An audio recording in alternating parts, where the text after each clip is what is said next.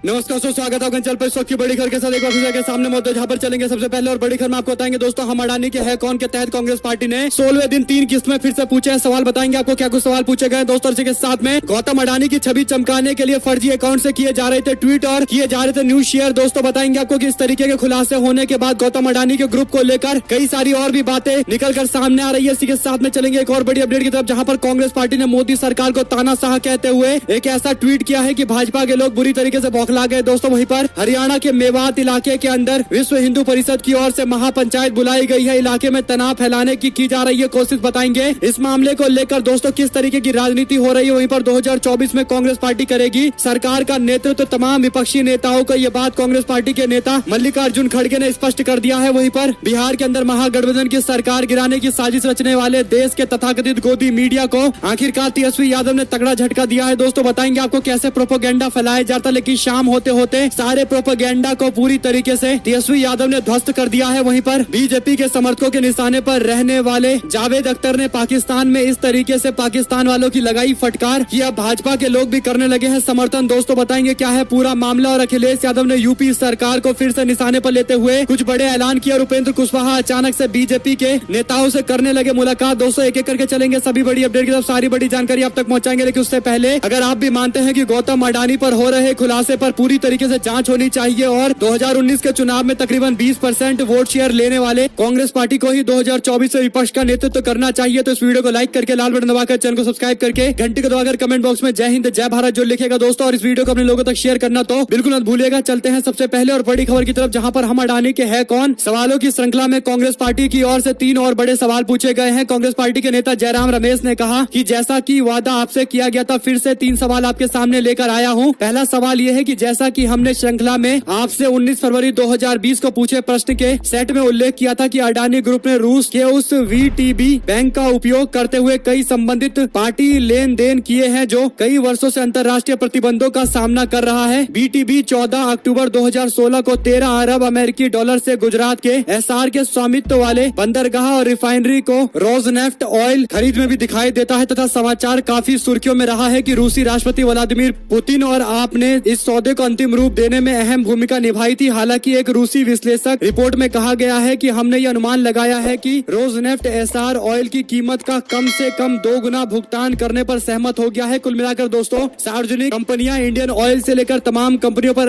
आरोप ये लगा है कि इन्होंने अतिरिक्त भुगतान किया है, यानी करदाताओं के पैसे का गलत इस्तेमाल किया गया है। इसी के साथ में एक और बड़ा सवाल पूछते हुए अंत में कहा गया है कि क्या अडानी समूह और अन्य व्यवसायिक घराने भारत में राजनीतिक नेताओं के खजाने में सार्वजनिक धन को प्रवाहित करने के लिए वैश्विक भ्रष्टाचार के तंत्र में शामिल है, ये सवाल पूछा गया है दोस्तों। इसी के साथ में कहा गया कि हम यह जानते हैं कि अडानी समूह से संबंधित फर्जी संस्थानों के द्वारा स्टॉक पार्किंग संबंधित अवैध गतिविधियों की जांच की स्थिति क्या है। वहीं पर दोस्तों एक और सवाल पूछा गया है कि क्या इन संस्थानों के गहरे वैश्विक संबंध समुचित जांच को बाधित कर सकते हैं। कुल मिलाकर ये सवाल है जो कांग्रेस पार्टी ने बीते दिन पूछे दोस्तों। इसमें कई सारी टेक्निकलिटीज वाली बातें भी है। वही आपको बता दें कि हिंडनबर्ग रिपोर्ट के बाद संकट से बाहर निकलने के लिए संघर्ष कर रहे अडानी समूह पर अब विकिपीडिया ने हमला किया है। इंसाइक्लोपीडिया विकिपीडिया ने आरोप लगाया है कि करीब 1 दशक से अडानी समूह को लेकर अलग अलग प्लेटफॉर्म पर बढ़ा चढ़ाकर लिखा जा रहा है और कहा जा रहा है। विकिपीडिया ने इसके लिए शार्क पपिट नाम के शब्द का इस्तेमाल किया है दोस्तों। दरअसल शार्क पपिट इंटरनेट पर सक्रिय ऐसे फर्जी अकाउंट्स होते हैं जो ब्लॉग, फोरम और विकिपीडिया या फेसबुक या ट्विटर जैसे सोशल मीडिया नेटवर्क प्लेटफॉर्म का इस्तेमाल करके किसी व्यक्ति या किसी मुद्दे के पक्ष में जनमत तैयार करते हैं। विकिपीडिया ने आरोप लगाया है कि इन शार्क पपिट ने कुछ कंपनियों के कर्मचारी भी शामिल है जिन्होंने गैर तटस्थ सामग्री जोड़ने और सूचना पर विकिपीडिया की चेतावनी को हटाने का काम किया है। रिपोर्ट के मुताबिक 40 से अधिक शार्क पपिट या अघोषित रूप से पेड राइटर्स ने अडानी परिवार और पारिवारिक व्यवसाय पर 9 लेख लिखे हैं और संशोधन किए हैं, और ऐसा दिखाने की कोशिश की गई है कि किसी तटस्थ व्यक्ति ने ये पूरा आर्टिकल लिखा है दोस्तों। कुल मिलाकर अडानी ग्रुप पर यह आरोप लगा है कि पिछले 10 साल से बढ़ा चढ़ाकर अपने पक्ष में माहौल बनाने के लिए अपने ही लोगों का इस्तेमाल किया जा रहा है। सोशल मीडिया से लेकर तमाम नेटवर्किंग साइट पर अपने पक्ष में माहौल बनाने के लिए गलत जानकारियां दी गई है। आप लोग की जो कुछ भी राय हो लिखकर जरूर बताएगा दोस्तों। एक और बड़ी खबर यह है कि कांग्रेस पार्टी ने ट्वीट करते हुए कहा कि तानाशाह डरा हुआ है। कांग्रेस पार्टी के अधिवेशन से पहले छत्तीसगढ़ में हमारे नेताओं पर ईडी के छापे मरवाए गए। उन्हें लगता है कि हम डर जाएंगे। ये कांग्रेस है जिन्होंने अंग्रेजों से लड़ाई लड़ी है, देश को आजादी दिलाई है। हम अंग्रेजों के गुलाम से नहीं डरेंगे। गजब गलतफहमी पाल रखी है। साथ साथ दोस्तों वीएचपी बीजेपी ने मुस्लिम बाहुल्य इलाके के अंदर विश्व हिंदू परिषद की महापंचायत आज बुलाई है। भिवानी में भी सियासत गर्म हो गई है दोस्तों। राजस्थान सरकार के द्वारा लगाए गए आरोप के विरोध में विश्व हिंदू परिषद ने 22 फरवरी यानी आज हरियाणा के नूह जिले के मुस्लिम बाहुल्य इलाके यानी मेवात क्षेत्र के अंदर हिंदू महापंचायत का आयोजन तय किया है। एक न्यूज चैनल से बात करते हुए विहिप के प्रवक्ता का कहना है कि वे लोग भिवानी मामले में हिंदू संगठन बजरंग दल पर लगे फर्जी आरोपों को हटाने की मांग कर रहे हैं। हालांकि दोस्तों इस पूरे मामले पर हरियाणा सरकार को सचेत रहने की जरूरत है, क्योंकि जिस तरीके का तनाव इस तरीके के मुद्दे के बाद इस क्षेत्र में देखने को मिल रहा है उस पर कहीं न कहीं अतिरिक्त सचेत रहने की जरूरत है। साथ साथ आपको बता दें कि इससे पहले मोनू मानेसर के समर्थन में महापंचायत का आयोजन मानेसर क्षेत्र में किया गया था, जिसमें एक व्यक्ति बयान देते हुए कह रहा था कि राजस्थान पुलिस ने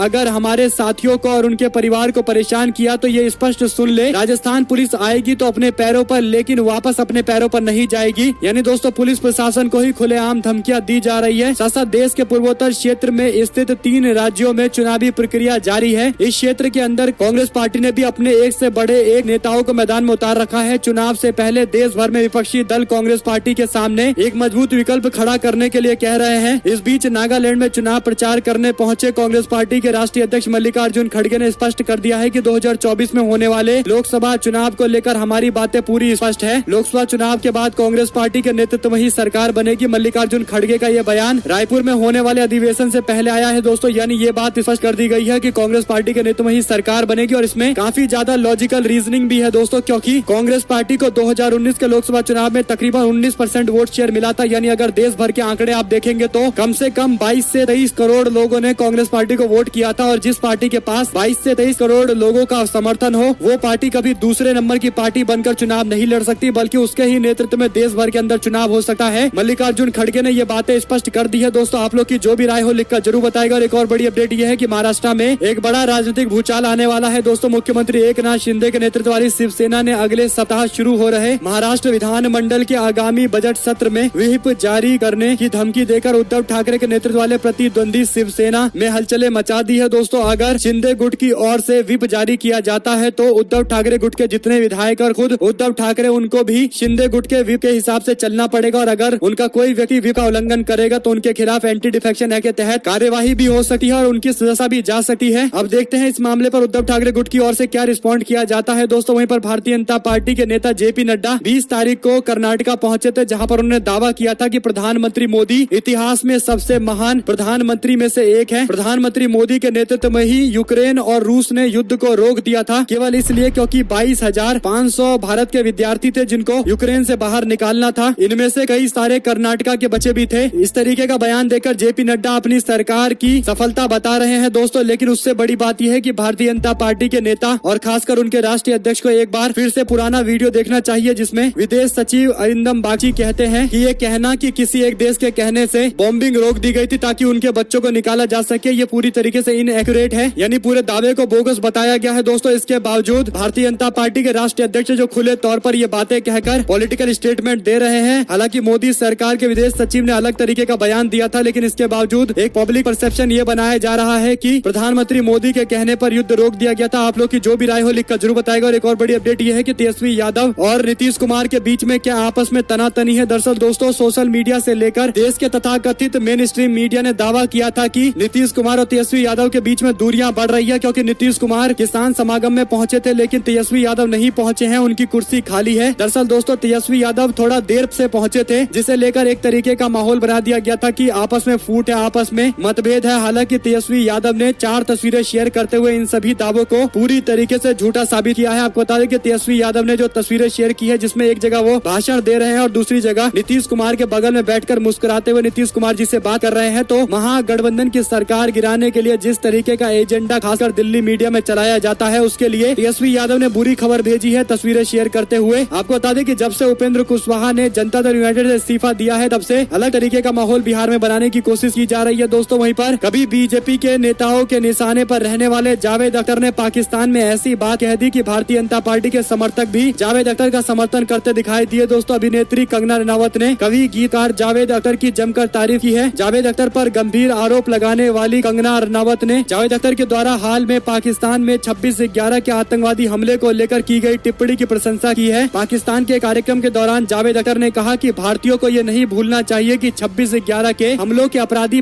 पाकिस्तान में खुलेआम घूम रहे हैं। जावेद अख्तर ने दोस्तों इस दौरान स्पष्ट कर दिया कि जो भारत के अंदर हमला करने के लिए आए थे वो लोग कोई इजिप्ट या फिर यूरोप से नहीं आए थे, बल्कि हमारे आसपास के ही थे और पाकिस्तान में खुलेआम घूम भी रहे हैं। कुल मिलाकर दोस्तों पाकिस्तान में जाकर ये बात कह देना, पाकिस्तानी मीडिया को साफ साफ ये बातें स्पष्ट कर देना एक जिगरे वाली बात है। और जिस तरीके का काम जावेद अख्तर जी ने किया है उनको सल्यूट जरूर बनता है। और जो लोग उनको लेकर नफरतें करते रहते हैं, खासकर भारतीय जनता पार्टी के नेता जो जावेद अख्तर को निशाने पर लेते रहते हैं, उनके लिए भी अब एक तरीके से आईना देखने का समय है। और जावेद अख्तर की आलोचना करने से पहले दो बार उन्हें सोचना चाहिए। यहाँ तक कि भारतीय जनता पार्टी का खुलकर सपोर्ट करने वाली कंगना रनावत ने भी जावेद अख्तर के इस बयान का समर्थन किया है। दोस्तों आप लोग की जो भी राय हो लिखिएगा जरूर। एक और बड़ी खबर यह है कि कांग्रेस पार्टी के नेता उदय भान की ओर से ट्वीट करते हुए बताया गया है कि पूर्व एमएलए रमेश गुप्ता जी आम आदमी पार्टी के और यमुनानगर के मेयर प्रत्याशी प्रदेश उपाध्यक्ष आम आदमी पार्टी के संदीप गोयल जी, एचएसएससी के पूर्व चेयरमैन अमीर चंद चावला जी और आईएनएलडी के किसान सेल के उपाध्यक्ष महिपाल राणा जी समेत 2 दर्जन नेताओं ने सैकड़ों कार्यकर्ताओं के साथ कांग्रेस पार्टी ज्वाइन की है। कांग्रेस पार्टी हरियाणा के प्रदेश अध्यक्ष की ओर से यह जानकारी दी गई है। दोस्तों इसी के साथ में अखिलेश यादव पहुंचे थे उत्तर प्रदेश के विधानसभा में, जहां पर उन्होंने कहा कि सीएम हमारे दूसरे प्रदेश से आते हैं इसलिए नहीं समझते यूपी की जनता का दर्द। अखिलेश यादव का कहना है कि भाजपा सरकार ने सबसे पहले सपने दिखाए, वैश्विक निवेश सम्मेलन से देश के अंदर और प्रदेश के अंदर रोजगार और इन्वेस्टमेंट लाने की बड़ी बड़ी बातें की गई, लेकिन पूरी तरीके से बोगस साबित हुआ है। सरकार ने किसान, युवाओं और व्यापारियों को बर्बाद कर दिया है। महंगाई, बेरोजगारी चरम पर है, कानून व्यवस्था भी ध्वस्त हो चुकी है। साथ दोस्तों राज्यसभा में बवाल मचाने वाले 12 सांसदों पर गिरेगी गाज। जगदीप धनखड़ ने पैनल को भेज दी है शिकायत। राज्यसभा के मुताबिक 9 कांग्रेस पार्टी के सांसद से लेकर 3 आम आदमी पार्टी के ऐसे सांसद हैं जिनके खिलाफ विशेष अधिकार हनन का मामला चल रहा है और इनके खिलाफ कड़ी कार्रवाई की जा सकती है। दोस्तों वहीं पर बीजेपी के प्रदेश अध्यक्ष से अचानक मुलाकात करने के लिए पहुंच गए उपेंद्र कुशवाहा, यानी एक दिन पहले ही उन्होंने जनता दल यूनाइटेड इस्तीफा देकर अपनी अलग पार्टी बनाई थी, लेकिन अगले ही दिन उन्होंने भारतीय जनता पार्टी के प्रदेश अध्यक्ष से मुलाकात करके ये बातें स्पष्ट कर दी है कि इतने दिनों से वो जो एक तरीके का राजनीतिक ड्रामा कर रहे थे उसके सूत्रधार कौन थे, कौन पूरी पटकथा लिख रहे थे, आप लोग समझ सकते हैं। दोस्तों एक ही दिन में पूरा खुलासा हो गया है। वहीं पर योगी सरकार के मंत्री के नाम पर 72 प्लॉट अलॉटमेंट के मामले पर कई सारे अफसरों पर कार्रवाई हो सकती है। दरअसल दोस्तों जांच के बाद संयुक्त आयुक्त उद्योग सर्वेश्वर शुक्ला ने वर्ष 2012 से लेकर अब तक हुए आवंटन को लेकर करीब 10 उपायुक्तों को दोषी माना है। सभी के खिलाफ जांच के आदेश जारी कर दिए गए हैं। जल्द ही उक्त अधिकारियों पर कार्रवाई होगी। बता दें कि फतेहपुर के औद्योगिक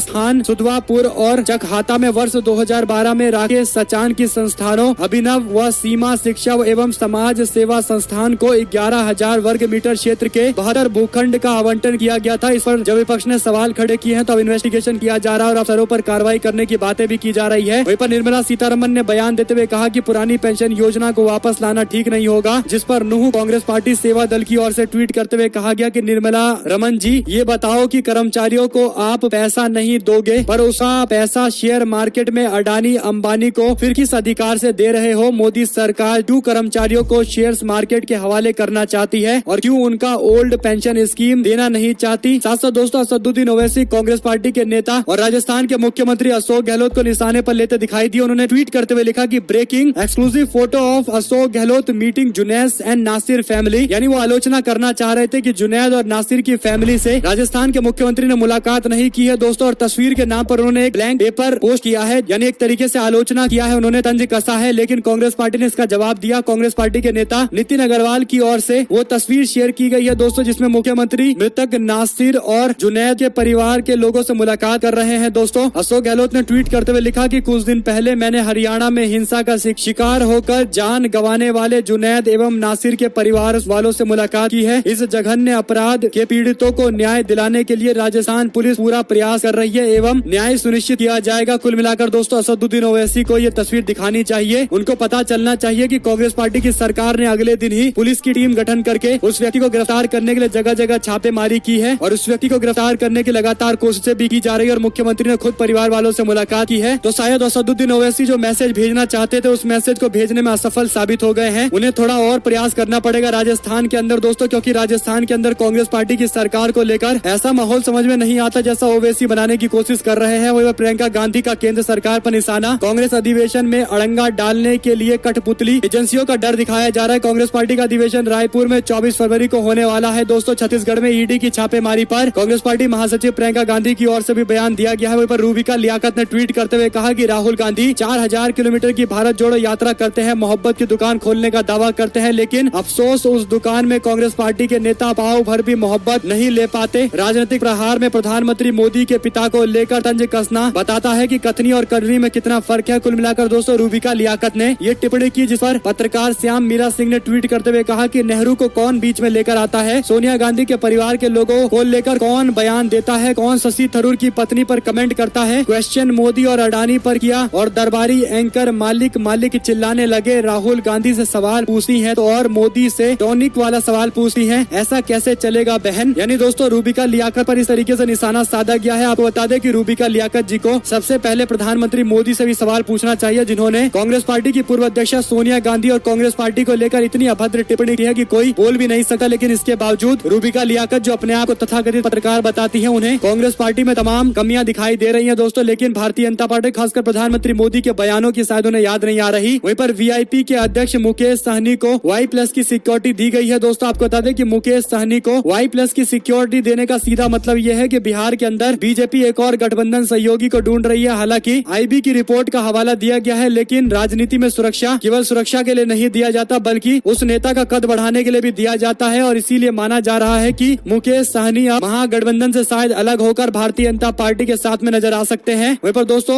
सीएम शिंदे बोले, कहा यह आम लोगों की सरकार है। संजय राउत पर FIR को लेकर कहा कि कानून व्यवस्था सरकार की जिम्मेदारी है, डिस्टर्ब किया तो कार्रवाई करी जाएगी। दरअसल दोस्तों जिस तरीके से उद्धव ठाकरे गुट ने रिस्पॉन्ड किया है और जैसे कहा है कि इलेक्शन कमीशन ऑफ इंडिया के फैसले को नहीं माना जाएगा, लड़ाई सड़क से लेकर संसद तक लड़ी जाएगी, उसके बाद मुख्यमंत्री ये टिप्पणियां कर रहे हैं। वहीं पर OPS पर केंद्रीय मंत्री निर्मला सीतारमण के द्वारा दिए गए बयान पर राजस्थान के मुख्यमंत्री बोले, कहा भूल सुधार करने में क्या दिक्कत आ रही है। यानी बीजेपी की सरकार कहती है कि इसे लागू करने में दिक्कतें आएंगी, लेकिन कांग्रेस पार्टी ने कहा कि पहले भूल किया गया था, NPS लागू किया गया, न्यू पेंशन स्कीम, अब इसे बदल दीजिए, OPS लागू कर दीजिए, क्या दिक्कत आ रही है। वहीं पर पिछड़ों की सियासत को धार देगी समाजवादी पार्टी। प्रधानमंत्री मोदी के क्षेत्र से शुरू हो गया अभियान। अखिलेश यादव के संग में स्वामी प्रसाद मौर्य भी नजर आएंगे दोस्तों। केंद्र सरकार पर जातिगत जनगणना कराने का दबाव बनाने के लिए समाजवादी पार्टी पूरी तरीके से तैयार हो गई है। इस संबंध में सपा 24 फरवरी को देशव्यापी अभियान शुरू करेगी। समाजवादी पार्टी वाराणसी के इस अभियान की शुरुआत 822 ब्लॉक में करने वाली है दोस्तों। बड़ी बात यह है कि OBC प्रकोष्ठ के नेता राजपाल कश्यप भी मौजूद रहेंगे और स्वामी प्रसाद मौर्य की भी मौजूदगी दर्ज कराई जाएगी। वहीं पर JDU छोड़ते ही उपेंद्र कुशवाहा का प्रधानमंत्री मोदी और बीजेपी को लेकर प्रेम उमड़ आया। उन्होंने कहा कि 2024 में मोदी के समकक्ष कोई नेता नहीं है और कोई समक्ष उनके चुनौती नहीं है। कुशवाहा ने एक बार फिर से JDU पर निशाना साधते हुए कहा कि पार्टी में संगठनात्मक रूप से कुछ भी ठीक नहीं है। उन्होंने कहा कि जब JDU शून्य हो चुकी है, शून्य तो तोड़िएगा तो उसमें से क्या बचेगा, टूट फूट का कोई मतलब नहीं है। अब JDU में कुछ बचा ही नहीं है। साथ साथ बीजेपी के नेताओं से भी उनकी मुलाकात हुई है दोस्तों। वहीं पर विधानसभा के बाद अब क्या संसद के अंदर शिवसेना दफ्तर भी शिंदे के कब्जे में आएगा। सुप्रीम कोर्ट में वकील भेजकर शिवसेना उद्धव ठाकरे गुट ने सुनवाई करने के लिए कहा दोस्तों। वकील ने कहा कि सुनवाई जल्द करे, वे हमारे ऑफिस और बैंक अकाउंट भी छीन रहे हैं। वहीं पर वादा खिलाफी करने वाले कोई भी सरकार हो उसको धूल चटा देंगे। मध्य प्रदेश के अंदर ज्योतिरादित्य सिंधिया इस तरीके की बयान करते दिखाई दिए हैं दोस्तों। इसके पीछे बड़ा कारण ये हो सकता है कि उन पर ही वादा खिलाफी का आरोप लग रहा है और कांग्रेस पार्टी उन्हें जिन शब्दों से नवाज रही है वही उनके लिए सबसे बड़ी समस्या का विषय है। और आने वाले दिनों के अंदर आप देखेंगे कि राजस्थान के बाद मध्य प्रदेश के अंदर भी कांग्रेस पार्टी जबरदस्त एग्रेसिव दिखाई देने वाली है और कांग्रेस पार्टी का सीधा टारगेट ज्योतिरादित्य सिंधिया ही होंगे दोस्तों। क्योंकि अगर कांग्रेस पार्टी ज्योतिरादित्य सिंधिया के इलाके में फिर से चुनाव जीत जाती है तो आसानी से बीजेपी को शिकस्त दे देगी। कांग्रेस पार्टी के लिए ज्योतिरादित्य सिंधिया के इलाके में जीतना ही सबसे बड़ी चुनौती है दोस्तों। साथ साथ दिल्ली में चुनावी मौसम शुरू हुआ ही नहीं, लेकिन लंदन और न्यूयॉर्क में जरूर शुरू हो गया है। BBC डॉक्यूमेंट्री पर S जयशंकर की ओर से ये टिप्पणी सामने आई है। वहीं पर होली के बाद क्या तेजस्वी यादव बनेंगे बिहार के मुख्यमंत्री। RJD के नेता ने बड़ा दावा किया है दोस्तों। बिहार की सियासत में आने वाले दिनों के अंदर कुछ बड़ा खेला हो सकता है, इस तरीके के दावे बीजेपी के लोग कर रहे हैं। लेकिन राष्ट्रीय जनता दल के विधायक विजय मंडल ने दावा किया है कि अगले महीने होली के बाद तेजस्वी यादव राज्य के मुख्यमंत्री बनाए जा सकते हैं। उन्होंने ये भी कहा है कि मुख्यमंत्री नीतीश कुमार स्वयं उनको सत्ता सौंपेंगे। इस दावे के बाद अब राज्य के सियासी जगत में हलचलें मच गई है दोस्तों। हालांकि जनता दल यूनाइटेड के प्रदेश अध्यक्ष ललन सिंह ने दावे को गलत बताया है और कहा है कि ऐसा कोई फैसला अभी तक नहीं लिया है। ललन सिंह बोले, कहा CM का फैसला चुनाव के बाद विधायक करेंगे। वही दोस्तों मुझे मारने के लिए राजा ठाकुर को दी सुपारी। एकनाथ शिंदे के बेटे पर संजय राउत की ओर से आरोप लगाए गए हैं। पुलिस का प्रोटेक्शन भी मांगा गया है। राउत ने चिट्ठी लिखते हुए सांसद श्रीकांत शिंदे पर आरोप लगाया है कि मुझे मारने के लिए ठाणे के एक अपराधी राजा ठाकुर को सुपारी दी है। मैंने उसी के संबंध में पुष्टि की है। मैं आपको एक जिम्मेदार नागरिक के रूप में सूचित करना चाहता हूँ। राउत ने मुंबई पुलिस आयुक्त को ये चिट्ठी लिखी है। इसकी कॉपी गृह विभाग की जिम्मेदारी संभाल रहे महाराष्ट्र के उप मुख्यमंत्री देवेंद्र फडणवीस और ठाणे शहर के पुलिस को भेजी गई है। दोस्तों वहीं पर वंशज बोले, कहा सियासी लड़ाइयाँ लड़ो लेकिन टीपू सुल्तान का नाम न खींचो। कर्नाटका के अंदर बीजेपी और कांग्रेस पार्टी की ओर से टीपू सुल्तान को लेकर जो बयान दिए जा रहे हैं उस पर टीपू सुल्तान के वंशज ने बड़ा बयान दिया है। दोस्तों साहबजादा मंसूर अली ने बयान देते हुए कहा कि ऐसा मत करिए, आप लोग अपनी राजनीति करिए लेकिन किसी ऐतिहासिक व्यक्ति को इस तरीके से राजनीति का मुद्दा मत बनाइए। आप लोग जानते हैं दोस्तों कि टीपू सुल्तान का नाम लेकर कौन सी पार्टी चाहती है कि उससे फायदा मिले। आप लोग अपनी राय जरूर लिखकर बताइएगा। जुड़े रहेंगे सभी दोस्तों, भाइयों, बहनों, मित्रों का बहुत बहुत धन्यवाद। देख रहे थे आपका अपना चैनल। जय हिंद, जय भारत, वंदे मातरम।